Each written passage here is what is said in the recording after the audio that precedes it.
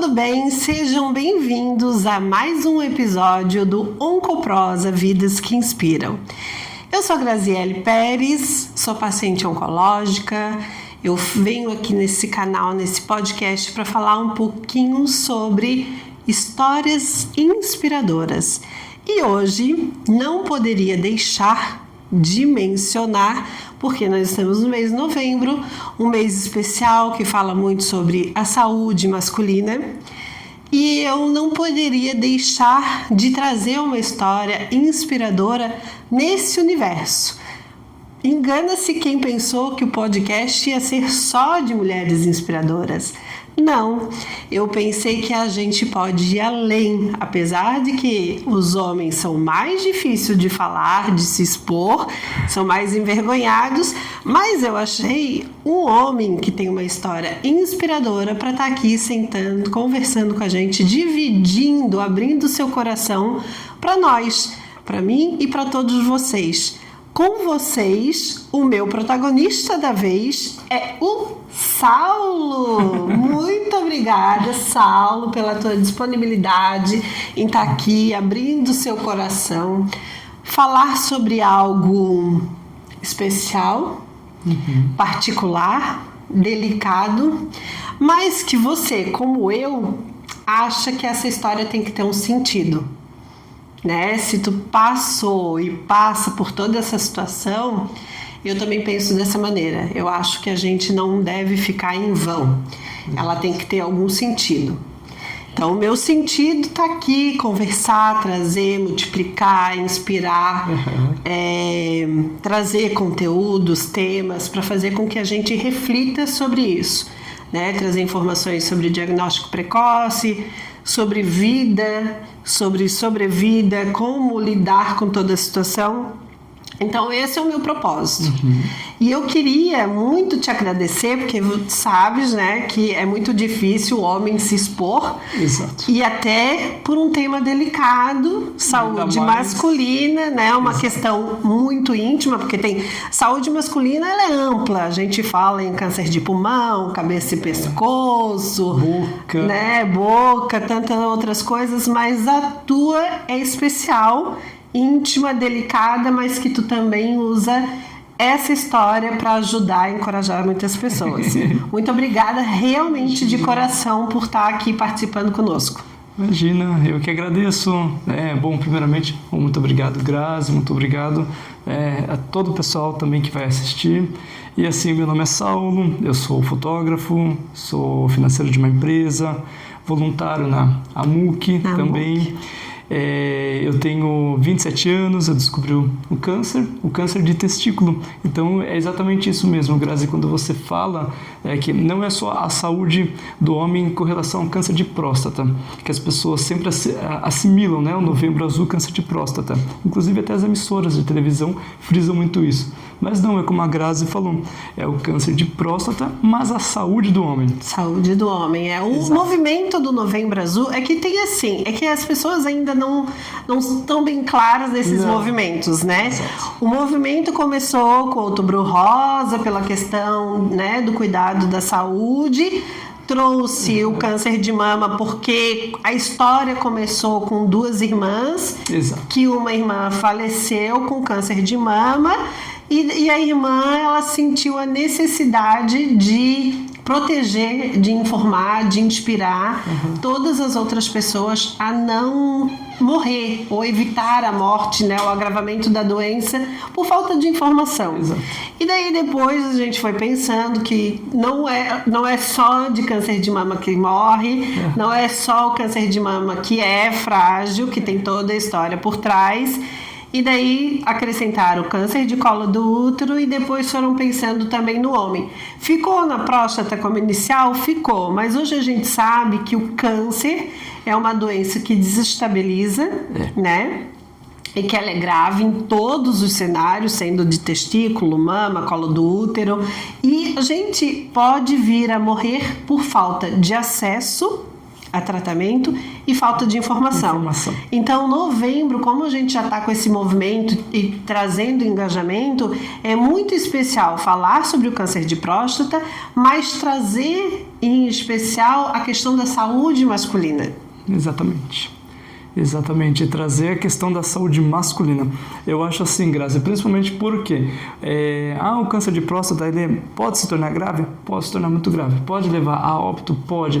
Porém, eu acredito que assim, o meu caso foi câncer de testículo. Envolveu hormônios também. Quando envolve hormônio, envolve o corpo todo, envolve a saúde mental, envolve a saúde física, envolve todos os sentidos. É diferente assim de câncer de mama, né? Tem algumas mulheres que têm que não podem nem chegar perto de pessoas que fazem reposição hormonal, mesmo que seja aquele por adesivo, principalmente, né? Que é um adesivo que coloca. Mas o homem já é o contrário. O homem não pode ficar sem a testosterona. É que a gente tem que cortar. É diferente porque o nosso tipo de câncer ele se alimenta em alguns casos, se alimenta do hormônio. Então a gente tem que tirar. O homem não. O tratamento abaixa, mas nem todos precisam ficar sem o hormônio. É isso que tu queres dizer? Isso, que é o meu caso. Eu não posso ficar sem hormônio. Porque o homem, quando ele fica sem hormônio, ele começa a perder as características masculinas no organismo. Começa a voz a alterar, alguns traços começam a ficar mais femininos mesmo. Então fica uma questão sem a gênero, né? Fica sem gênero, acontece mesmo. E assim, entra em questão depressiva, a reprodução, ereção em si. A falta de identificação também, que é algo que as mulheres também sofrem, né? Exato. E quando ela recebe o diagnóstico, ela fica sem identificação. Porque no caso de vocês, mexe com a questão do hormônio, nosso, além de mexer com o hormônio, mexe com a falta de um símbolo, né? De algo que a gente fala muito sobre a sexualidade. Mas, Saulo, antes do diagnóstico, quem era o Saulo? E como que o Saulo chegou nesse momento? Assim, o que fez o Saulo descobrir o diagnóstico? Olha, eu sempre fui muito brincalhão, muito alegre e tal. Como que eu descobri? Na verdade foi sem querer, né? Geralmente é sem querer. A gente vai por um outro motivo e acaba descobrindo, né? Então, o que acontece? Eu comecei a perceber que aqui, próximo da tireoide, né? A tireoide mais para baixo, mas aqui estava começando a inchar. Ângulos. Aqui assim. E eu comecei a ter alguns quadros um pouco depressivos. Comecei a ter alguns quadros depressivos. Falei, caramba, o que está acontecendo? Né? Eu sou tão brincalhão, tão alegre e tal. E foi piorando. Não era do teu... Não. Do teu natural. Do meu perfil. Né? E aí eu falei, vou investigar, vamos ver. E então eu fui fazer um ultrassom, né, na tireoide, aqui na região, para saber se estava tudo certo, o que estava acontecendo. Que a alteração da tireoide também poderia mexer com o hormônio. Exatamente, com o hormônio. E aí a médica endocrinologista falou, vamos ver se a produção de testosterona está correta. Vamos ver se os testículos estão trabalhando corretamente, mandando hormônio da hipófise, hipotálamo e tal, daí para a tireoide trabalhar, aquela coisa toda. Então estava investigando de fato a questão da tireoide. Da tireoide. Né? Só que a tireoide, ela é um mecanismo de hormônio. Exato. Ela viu nos exames que tinha alteração hormonal, realmente. Tinha mesmo. A minha testosterona, para a minha idade, geralmente é para estar assim na faixa de uns 700 até 800, quando o homem na minha idade está bem saudável. A minha estava 299. Muito baixa. Extremamente baixa. E aí o que acontece? Vamos ver os testículos também. Eu fiz um ultrassom de bolsa escrotal para ver, achou um nódulo. Quando botou, já viu que tinha um nódulo. Olha que interessante. Então, às vezes, a gente até acha que um sinal é indicativo, né? Ou que um sinal não tem ligação com isso, porque como tu estavas ali com o gânglio, era na tireoide, como que tinha a relação com o testículo, mas como é importante uma avaliação médica, né? Porque ela vai fazer a pesquisa de todas as possíveis causas. Exato. E, né, tem casos também que eu falo assim abertamente, né? Acredito assim que a gente é tudo amigo. Né? Então eu falo abertamente. Existem alguns casos de homem que nasce com um testículo intraabdominal. O que acontece? Os testículos eram para ser, né, eles seriam os ovários da mulher, né? Quando está lá dentro de formação.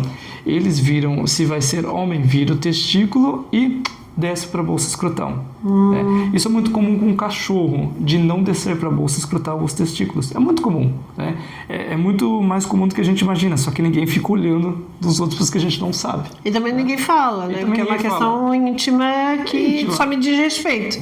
Não preciso me expor. Não preciso expor. Eu falo abertamente, né? Porque como eu já espalho, dissemino informação, então eu falo, gente, pode acontecer, é isso mesmo, tá tudo certo.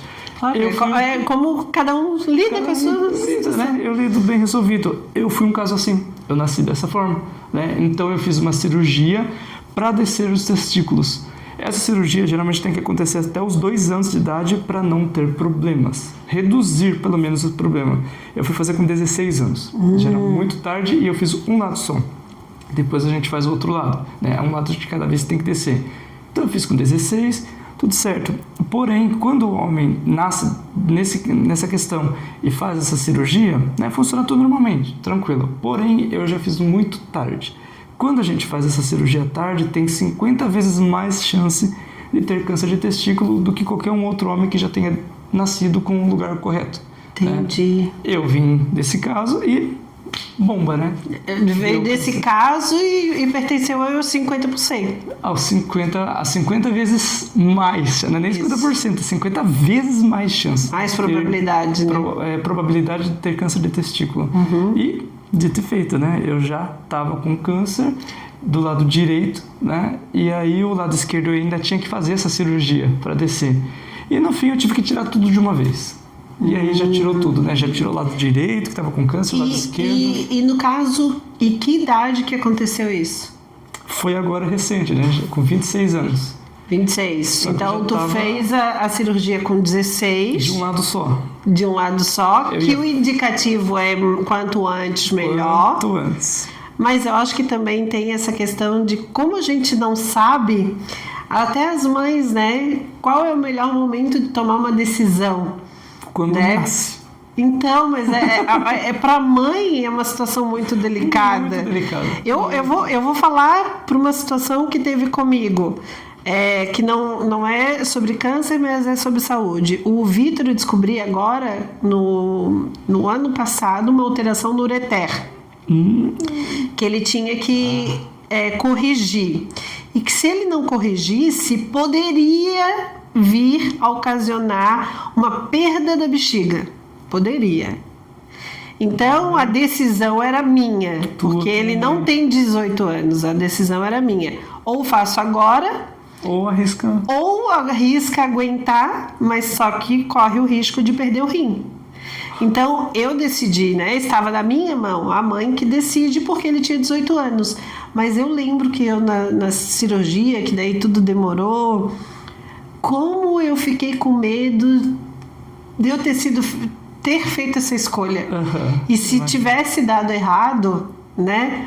Como isso ia pesar no meu sentimento. Então, assim, a falta da gente conversar sobre esses temas, sobre risco, sobre benefício, é melhor o risco para obter um bom benefício. Eu acho que esses temas de saúde é sempre muito delicado. É muito delicado, E eu acho muito bacana isso porque você fala, você conversa, você é uma disseminadora de informações. Exatamente. Para que cada um crie a sua opinião. Exatamente. E assim, eu não vou ter a minha opinião baseado no que tu me falou.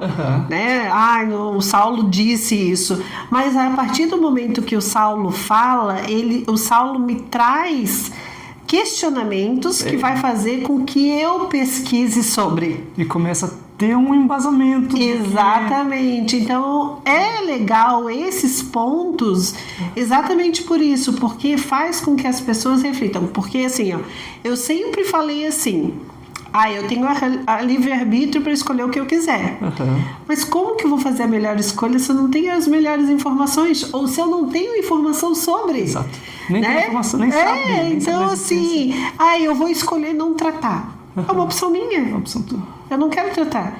Mas será que essa é a opção correta? Foi sempre debatido sobre isso? Tu sabes quais são os riscos de tratar e os riscos de não tratar? Então, quando estás empoderado ou com essas informações e tu disser assim, mesmo assim eu não quero tratar, aí ok. Aí é tudo jóia, né? Mas agora assim, tu decide por uma coisa que tu não sabe. Que nem sabe. E realmente são decisões muito delicadas. Eu tomei decisões extremamente delicadas que eu sabia que poderia afetar para o resto da minha vida, porque já não posso mais ter filhos, né? Não, já era tarde, e fiz a decisão da retirada dos 2 testículos. Por quê? Porque o que ficou aqui intraabdominal, ele estava como uma bomba relógio ali dentro. Então, qualquer hora ele ia explodir, né? No sentido, explodir um câncer, digamos assim, né? Aparecer. Então, o médico já optou. Porque como teve a probabilidade de um já estava, né? Porque o de cá, que desceu, tá, que eu fiz a cirurgia, ele estava com câncer embrionário, né? Carcinoma embrionário, mas estava in situ. In situ, quando está em estágio inicial, encapsulado, não espalhou, né? Daqui 20 dias eu tenho que fazer exame para saber se não deu metástase, né? Então, estou um pouco preocupado, mas seguimos firme e forte, né? Mas assim, quando a gente retira os 2, envolve muita coisa. Hormônio pro resto da vida que eu tenho que tomar e não é barato. Então, são várias coisas, né? Reposição hormonal. E uma coisa boa que eu digo, porque assim, a gente faz essa reposição hormonal, retira os testículos, tudo, mas funciona tudo normal. Isso é uma coisa que eu friso muito, porque às vezes não, com certeza vai ter algumas mulheres que vão, né, assimilar o assunto e falar, caramba, e meu marido, como é que tá? Será que tá tudo bem? Será que tá tudo certo? Né? Porque o meu caso, nasci com o testículo para dentro, depois desceu, teve câncer, joia, beleza, mas não necessariamente que os outros homens que já tenham nascido com o testículo no lugar possam não ter câncer. Não ter câncer, exatamente. Também. A maior probabilidade mas o homem também, qualquer um pode ter câncer de testículo. E não tem sintoma, tá? Não tem sintoma. Não, que foi o meu caso, eu não tinha sintoma nenhum. Nada, e já estava 60% o testículo morto ali dentro, já tomado. E nódulo, eu não vi, porque estava bem baixo assim o nódulo, bem baixo, quase para trás. Então eu não apalpei, eu não vi, estava tudo certo. E já estava 1 centímetro. Então é isso que eu acho, que com certeza é muito importante falar. Eu falo abertamente porque para mim, se eu puder pelo menos orientar uma pessoa que seja, que uma mãe que leve um filho, adolescente, vamos só fazer um examezinho, ter essa coragem de falar, meu Deus, é melhor eu nem ver, porque eu tô com medo. Mas se fizer, é melhor que igual ao meu caso, por enquanto, né? Sabemos que eu estou vivo, que eu estou bem, estou saudável. E daqui 6 meses, como é que poderia ser se eu não tivesse feito o bendito do exame? Exatamente. Eu sempre falo sobre isso. A gente tem medo. Nós, seres humanos, temos medo. Nós nascemos com medo e que bom que a gente tem medo. Mas eu sempre falo sobre isso, assim, essas campanhas, elas mexem muito com o nosso imaginário. Né? É melhor fazer um diagnóstico precoce ou é melhor não saber nada? Né? E assim, eu ir no médico para buscar alguma coisa parece louco, porque as pessoas vão dizer assim, meu Deus, tá indo no médico esperando ter um resultado, mas na verdade não é isso. Não é isso. É a questão mesmo do que impacta um diagnóstico precoce. Exatamente. Né? Um diagnóstico precoce em qualquer situação, as chances de cura e o impacto de qualquer tratamento é menor. Então, assim, quem tem um câncer como eu, como o Saulo, como qualquer outra pessoa, ela queria ter tido a resposta de ter o diagnóstico na forma mais inicial possível. Tu não pensas dessa maneira? Exato. E a gente, como eu, como tu, e pela tua fala que coincide com a minha, se eu demorasse, no meu caso, eu acho que uns 2, 3 meses a mais, eu não teria, não estaria aqui com as mesmas chances que eu tenho hoje. As mesmas chances, né? Então, assim, quando a gente fala sobre campanhas, muitas pessoas dizem, é sempre o mesmo, mais do mesmo. E não é o mais do mesmo, porque a gente sempre consegue trocar e aprender algo sobre. Né? E fazer com que a gente reflita. O que eu vi nas palestras do ano passado é diferente do que eu absorvi desse ano. Né? Então, assim, a ciência está cada vez evoluindo mais. né? A gente tem cada vez mais possibilidades. Eu, no meu caso, agora eu vou te responder o teu. Tu preferia tá tratado do jeito que tá hoje, vivendo nessas condições? Ou tu preferia não ter descoberto nada e Bomba lá na frente. e optado por esperar acontecer uma bomba, se fosse o caso? Olha, eu agradeço muito, sabe, todas as forças divinas, tudo que independe de religião, né? Porque assim, eu descobri cedo. Talvez eu descobrisse mais tarde, porque eu fiz a minha cirurgia 10 anos depois que foi atrás da outra. E o que era o problema disso? Já ser tarde, porque quando a gente faz essa cirurgia do testículo para descer, o testículo ele é pinçado lá embaixo, né? Ele é amarrado lá embaixo porque senão ele volta para cima, porque o organismo da gente ele tende a voltar sempre o que ele era, né? Então ele é amarrado lá embaixo. O meu testículo ele era fixo lá embaixo, então eu sentia muita dor, era muito sensível, não tinha uma mobilidade, né, que geralmente os homens têm. Então o meu era fixo ali, qualquer coisa já doía muito. Então se o meu câncer tivesse algum sintoma de dor, por exemplo, eu não ia saber. Eu ia achar que era a minha dor. A dor do que tu já vivia, por causa da cirurgia. Eu até vou trazer uma outra fala assim, que não tem nada a ver, mas o quanto a gente precisa dessa reflexão. O Vitor, ele usou o aparelho num período, o aparelho voltou, os dentes voltaram, e a gente ficou nessa embronha de levar de novo. Leva ou não vai ou não vai? Não, agora não, mês que vem, o ano que vem, 6 meses. Hoje ele tá com 17 anos. Ele tem que fazer de novo a mesma correção, e ainda a dentista falou que ele deveria ter tido uma contenção, e ele não teve a contenção, por isso que voltou. Né? Que daí foi um tratamento errado no primeiro momento, que não teve a contenção, então voltou.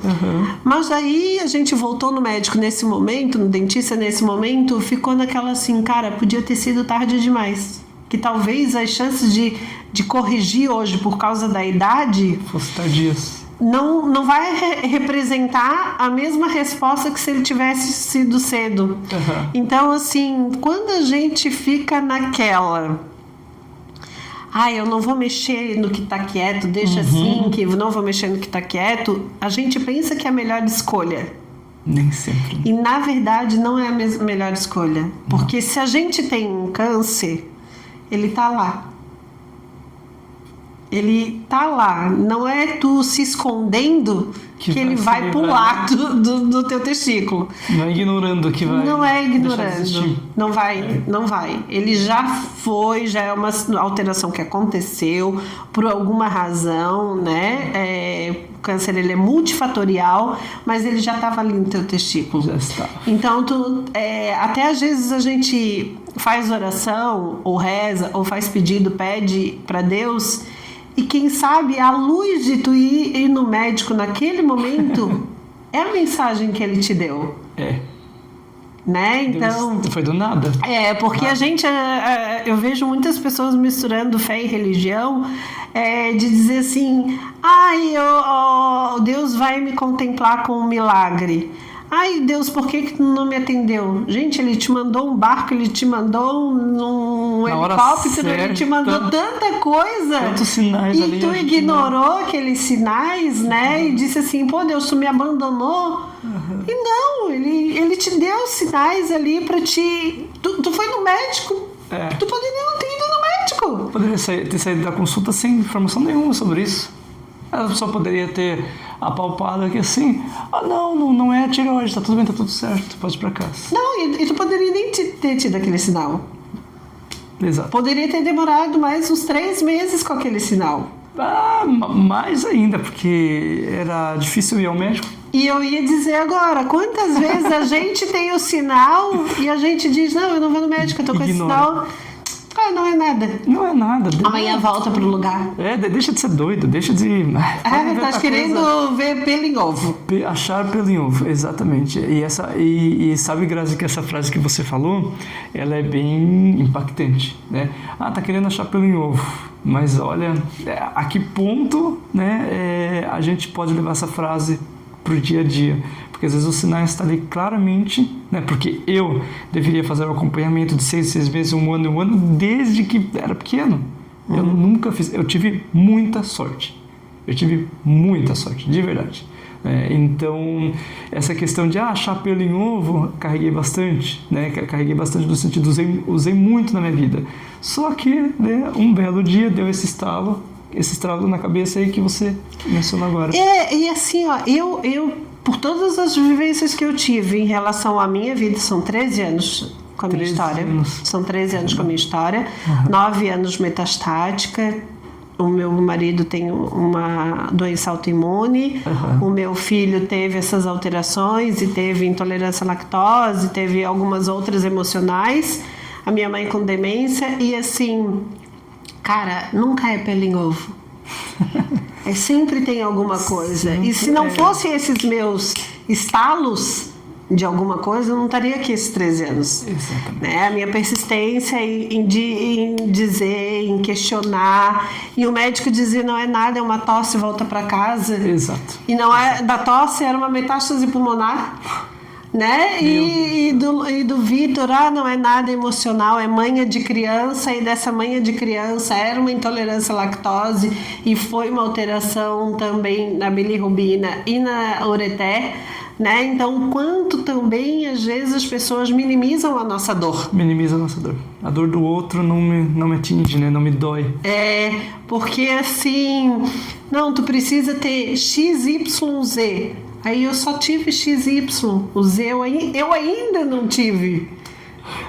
Né? Então, assim, quanto isso impacta a vida do outro, né? E também, assim, quando a gente quer minimizar. Ai, Saulo, besteira. É bobagem, para de... Tu tá querendo ver coisa tola, tu tá querendo ver o que não tem. Parece que tu tá querendo ver doença. Exatamente. E o que eu vi isso? isso aí? E o que isso impacta? Quem que carregou a tua doença nas costas? Tu ou o outro que disse que não é doença? Eu mesmo, né? E essa coisa que você disse, né? De carregar a doença. É um peso muito grande, né? É uma coisa muito grande assim, e que se a gente não tiver essa cabeça, essa coisa... Eu digo porque assim, a minha mãe, ela faleceu no meu parto, né? Então, eu não tive esse cuidado da mãe, essa atenção. Então, foi eu por mim mesmo, né? Meu pai, cuidou de mim e tal, mas aquilo que você disse no início, o homem, ele não tem esse cuidado, esse olhar, essa percepção, né? Mãe bate o olho no filho, já sabe que o filho tem alguma coisa aí. Tô mentindo? Você que não é exatamente isso? A grande maioria, né? Exatamente. Passou assim, o filho já... tá difícil. O cheiro da boca daqui eu já sinto que tá com dor de garganta. É uma coisa que é impressionante. E eu digo assim que isso impactou muito, né? Porque não tive a mãe e tal. E carregar essa questão, né? De, caramba, por que eu não fui ver? Por que eu tal? Por que eu deixei isso? Por que eu deixei aquilo? Por que na adolescência eu digo, né? Então a gente carrega algumas coisas, né? Algumas questões que a gente precisa aprender a trabalhar isso também. Para não ficar ali ruminando aquele pensamento. Mas eu poderia ter feito isso, eu poderia ter feito aquilo, eu poderia ter agido diferente. E, né? Por isso que eu volto a falar, e eu sempre falo, eu fui convidada pela MUC esse ano e o ano passado para conversar nas empresas, e sempre eu trago isso, né? Porque a gente tem essa questão de culpa, isso já é do ser humano, já é normal. Aconteceu agora com a minha mãe. Minha mãe faleceu faz 5 meses, ela teve um quadro demencial. Nós fizemos tudo. Tudo que estava ao nosso alcance, trocamos de médico, trocamos de medicamento, e mesmo assim pagamos fisioterapia, pagamos hidroterapia, e mesmo assim a gente tenta arranjar alguma coisa. O que eu não fiz? Eu não fiz. Então, e é esse impacto e essa mensagem que eu deixo nas minhas conversas, nas minhas palestras, é assim, se a gente buscar informação, Se a gente tiver essa informação, se estiver empoderado, o que é esse empoderado? Tá aí, munido de força, munido né, de informação para fazer a melhor escolha. E assim, eu quero fazer o que está no meu alcance. Eu não quero dizer assim, tá lá no leito de hospital e dizer assim, por que quando o Saulo mandou eu fazer o exame, eu não ouvi o Saulo? Entendeu? Então, assim, para que a gente tenha essa informação e essa sabedoria de dizer assim, tu não vai fazer o exame, eu tô te pedindo para fazer o exame, não vai fazer o exame, ok, é um risco-benefício teu, que tu escolheu. Mas hoje a gente não pode nem dizer isso porque a gente não tem nem essa informação. O que isso impacta eu ir no médico, não ir no médico, né? E as pessoas dizem assim, quem procura acha. Eu não quero procurar nada, não quero achar nada, vou achar a morte. Mas o que isso impacta depois na nossa vida, né? Realmente são coisas assim que a gente com o tempo a gente vai lidando melhor. Exatamente, mas quando a gente tem essas informações, né, aqui um canal, uma rede, um podcast onde a gente conversa sobre saúde masculina, né? Estamos aqui conversando, um homem e uma mulher, que isso era difícil, um homem estar se expondo. Já era difícil uma mulher se expor. Já era difícil uma mulher falar câncer, né? Alguém abrir uma rede social e falar câncer. Hoje já tem uma mulher falando câncer e outras tantas mulheres fazendo podcast, fazendo conteúdo, vídeo. Já estamos melhorando nessa comunicação. Já estamos aqui conversando com o homem num cenário diferente. Então, assim, a gente está fazendo trabalho de formiguinha. Mas que pode impactar a vida de alguém. Se que a gente consiga, né? Já é uma grande vitória. E assim, essa questão do diagnóstico, exame, né? O diagnóstico precoce. O que é o diagnóstico precoce? Né? É buscar o exame da forma mais precoce possível, que no caso seria o exame anual, né? Que a gente pudesse cuidar da nossa vida de forma anual. E como às vezes a gente tem que ir no grito, né? E fazendo uma emenda a esse grito que você disse, uma coisa que eu acho muito importante, né? Eu tenho certeza que é muito importante, porque assim, tem as pessoas que fazem. Eu tinha uma amiga, por exemplo, na adolescência, ali no 3º ano, né, do ensino médio, ela fazia, eu tô com meu exame em dia, ela sempre estava fazendo, sempre, 6 meses, né? Ela tinha a família tinha médicos na família e tal, então ela tinha, né, aquele poder aquisitivo maior, aquela coisa. Então, a questão financeira ajuda muito, né? Mas eu digo assim, ela fazia esse exame e tal, porém, o grito que você falou, às vezes o corpo ele grita de uma outra forma, que era o meu caso. O meu exame, que quando o homem vai detectar o câncer, pelo menos o de testículo, foi dessa forma. É o mesmo exame do hormônio para o teste de gravidez, né? Que eu estava grávido, né? Que isso que é muito engraçado, né? Como assim estou grávida, né? O médico, não, isso não é uma boa coisa. Como não? Você está com câncer? Né? Então, aquele baque, aquele susto. Mas eu digo assim, às vezes tem exames que não pegam exatamente o câncer em si, mas e se nem tem acesso a esses exames, tem outras formas de ver também. Observar os sinais do corpo. Sim. A gente precisa estar sempre observando, porque antes eu fiz um outro tipo de exame. Agora são outros, não são os mesmos mais, né? PCE e tudo mais.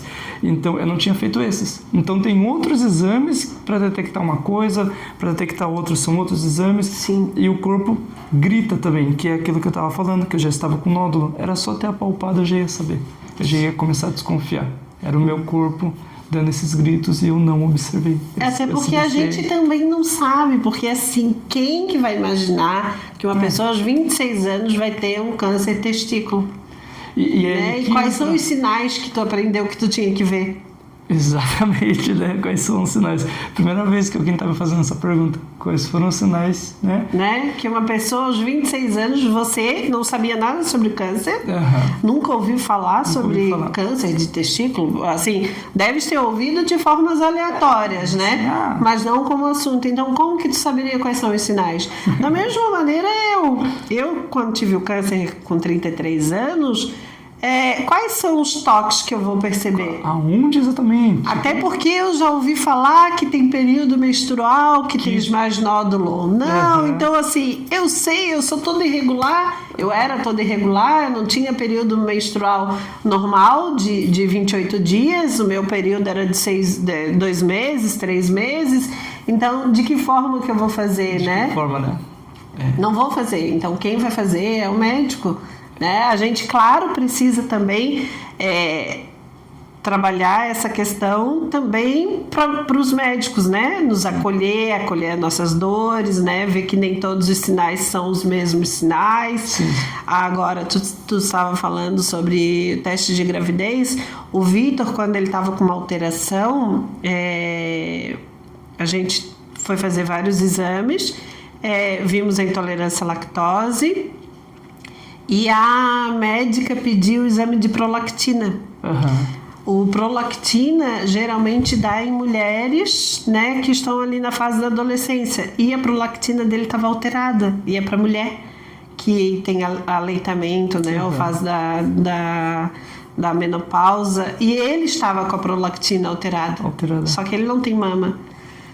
Aí eu fui ler e fui buscar informação em meninos da alteração na hipófise, quando tá com a prolactina alterada, porque não é para estar em homem, né? A prolactina é para mulher. Aí uma suspeita é de um tumor na hipófise. Então, assim, ela não pediu porque ele era uma menina, ela pediu porque vê indicativos de outras alterações. Aí depois a gente viu que poderia ser um tumor, mas era também um momento de estresse muito grande que ele estava passando. Daí o cortisol já altera. Aí o cortisol alterou. Então, como isso é importante, né? Nem todos os sinais é para tudo, mas uma alteração indica qualquer outra coisa. E complementando isso que você disse, porque eu digo, nem sempre, que eu acabei de falar, nem sempre esse exame era para isso, para aquilo tal. Por quê? O meu, né, a gente fez o exame, deu 2,2. E geralmente tá ali, aquela faixa aquela média, sabe? 2 para homem, né? O meu deu 2,2. Aí um médico suspeitou de câncer, o outro, não, essa diferença de laboratório é muito pouco. E já estava 60%, que é isso que eu falei, né? Fiz o exame, a minha amiga lá, de 6 meses eu faço o exame, tá tudo certo. Mas será mesmo? Que é o meu caso. Fiz vários exames, estava tudo certo. Só esse que deu 2,2. Entende? Ainda o médico falou, não, isso pode ser erro de laboratório. Por isso que eu digo, seja assistente e seja firme. Exatamente. O corpo está gritando, a gente... Até porque aí não é só alteração de exame, tinha outro sinal que era o que estava dando aqui, né? Exato. E isso é muito forte, o que tu falas, porque o meu também é a mesma coisa. Eu estava com tosse, eles diziam, não é nada. E na verdade não era nada, era uma metástase, né? Não era nada, era tudo. Era uma metástase. Era a tua vida em... Então, assim, o quanto é importante a gente ter esse cuidado, esse olhar e ver. Investigar. Né? Investigar e dizer assim, não, tá tudo bem, ou não, vamos ver uma segunda opinião, porque assim, eu ainda tenho alguns sinais e eu quero respostas para esse sinal. Né? E Grazi, assim que eu gostaria de perguntar a você como mulher, tanto que, como que eu posso dizer, é uma porta-voz para muitas, né? Você, não há pessoa melhor para se conhecer o próprio corpo. Claro, o médico sabe disso, sabe daquilo e tal, mas a gente sabe o corpo da gente. A gente olha e fala... Existe até uma questão que a gente tem trabalhado muito, que tem pessoas que não conhecem o seu próprio corpo. Né? Porque isso também é um tabu. Que eu não posso me tocar, que eu não posso me olhar na frente do espelho, né? Que também é muita questão cultural de como isso foi passado. Mas eu, Grazi, sempre fui atenta a essas alterações, né? Apesar de que o meu eu não conseguiria identificar.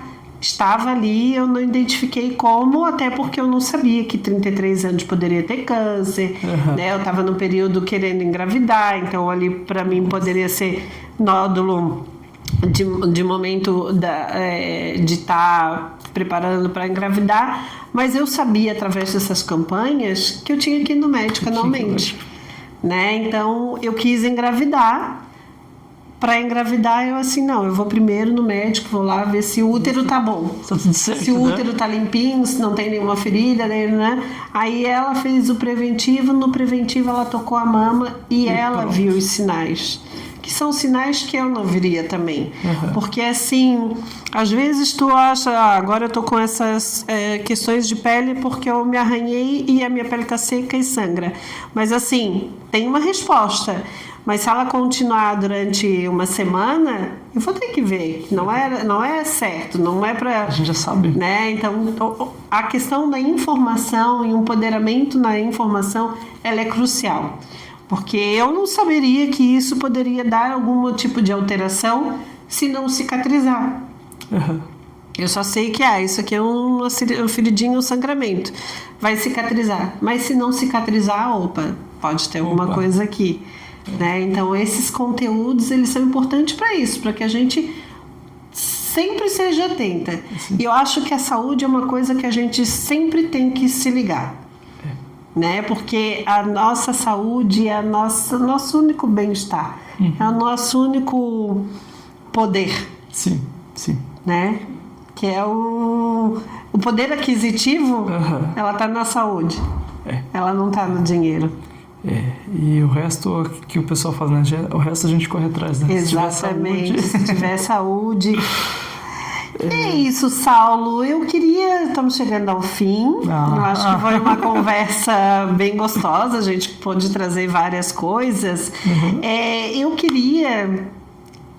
O que tu poderias deixar de mensagem sobre tudo que tu viu no Novembro Azul, né? E o quanto isso impacta a tua vida e o que tu pensas que tu pode colaborar.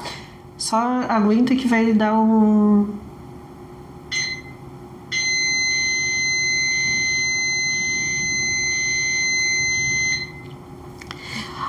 Desse todo movimento que tu tá participando e tudo que aconteceu na tua vida, o que tu tira de lição e o que tu achas que é significativo? Olha, isso é um questionamento muito bacana que eu já parei para pensar, assim, já me perguntei. Foi um estalo, assim, né? Foi uma mudança muito radical na minha vida, né? Você sabe isso plenamente. E eu acabei sendo uma pessoa assim, um porta-voz, né? Tô virando um porta-voz, né? Inclusive eu te agradeço também que você foi uma das pioneiras ali para mim, né? Quando eu fui fazer aquela primeira palestra, né? A Iriana também, enfim, e assim, o que mudou muito na minha vida é eu poder disseminar essas informações, poder ajudar, né? Poder incentivar. Isso foi uma das coisas que mais me impactou na minha vida. E eu digo, esse novembro foi algo que vai ficar marcado para sempre para mim. Foi uma virada de chave, foi uma mudança, porque eu recuperei ali da cirurgia completando um mês, né? Quase um mês ali, entramos para o novembro, né? Então, o azul. Então eu digo que veio certinho, né? A calhar essa informação, tudo muito recente. E eu digo que para as pessoas, concluindo, né, o raciocínio, para as pessoas se amarem mais. Os homens têm muito tabu, que é o que a gente teve hoje uma conversa sem tabu, foi uma coisa assim, tá tudo bem, tá tudo certo, entre homem, uma mulher, as pessoas que vão assistir, foi sem tabu, tá tudo bem, né? Então eu digo o homem quebrar um pouco esse tabu, ter esse pudor todo, porque homem é muito orgulhoso, né? Tem muito aquela coisa, eu sou masculino, eu sou macho, eu sou isso, sou aquilo, né? Não vou fazer exame e tal, tá tudo certo. E não, o homem poderia, já que tem tanto orgulho, pegar todo esse orgulho e falar, caramba, eu me amo, eu amo a minha família, eu amo minha esposa, meus pais, então eu vou usar todo esse orgulho meu para me cuidar, o meu corpo é meu templo, então usa esse próprio orgulho para se cuidar primeiro. Entende? Então essa é uma mensagem que eu deixo, se ame mais, se cuide mais, se observe mais, percebe o que está acontecendo, parar um pouco orgulho tanto assim, né? E se enxergar. Isso eu acho que é o fator principal. Eu até vou completar a tua frase, porque quando a gente fala em questão de orgulho e a gente acha assim, eu não vou no médico porque eu tenho orgulho, cara, se tu tiver o diagnóstico mesmo, não indo no médico que as coisas vão resolver. Ela vai resolver muito pelo contrário. Então, se tu ama a tua família, se tu se ama, se tu ama Deus, se tu ama a tua esposa, vai no médico. Vá ao médico. Se cuida e assim, faça tudo que tiver ao teu alcance. Se chegou a tua hora, fazendo o tratamento ou não. Mas, se acontecer, se tiver ao teu alcance e fazer o teu tratamento, vai ficar tudo bem? Vai ficar tudo bem. Mas eu acho que esse momento de se cuidar e prestar atenção, cara, eu trago a minha experiência, assim, 70% dos homens das mulheres são abandonados pelos seus homens durante o tratamento. São. E nesse meu tratamento foi o momento que eu mais me senti amada pelo meu marido. Olha só. Então, a gente teve uma ligação mais de alma nesse período, né? Então, assim, o quanto isso foi importante. Talvez se eu não tivesse passado pelo processo, talvez a gente já tivesse perdido lá no meio do caminho, né? Não sei se a gente estaria aqui tanto tempo junto, porque a vida vai te cobrando outras coisas, né? E tu vai deixando de gostar e tal. E no nosso caso a gente se ligou cada vez mais porque tem a questão do amor, né? Da questão da família, de como que a gente se enxerga enquanto casal. E isso nos fortaleceu mais. Então, assim, o se cuidar, ele tá nesse pilar ali, sabe? Porque eu tô me cuidando para ele também. Para mim, mas pro meu filho e pro meu marido, e pra nossa vida continuar bem, do jeito que tá. Exatamente. Eu acho que era isso. Com certeza. Eu espero que vocês tenham gostado. Foi uma conversa especial, diferente, né, de tudo que eu venho trazendo aqui. Eu sempre comecei a falar sobre mim, trouxe vários especialistas também no canal Minha Vida Superando Câncer, para quem não conhece, sempre papos de reflexão. Eu gosto disso, de trazer essas questões para estar compartilhando, que eu acho que a gente precisa estar munido de informação para criar nossa história, né? O nosso entendimento.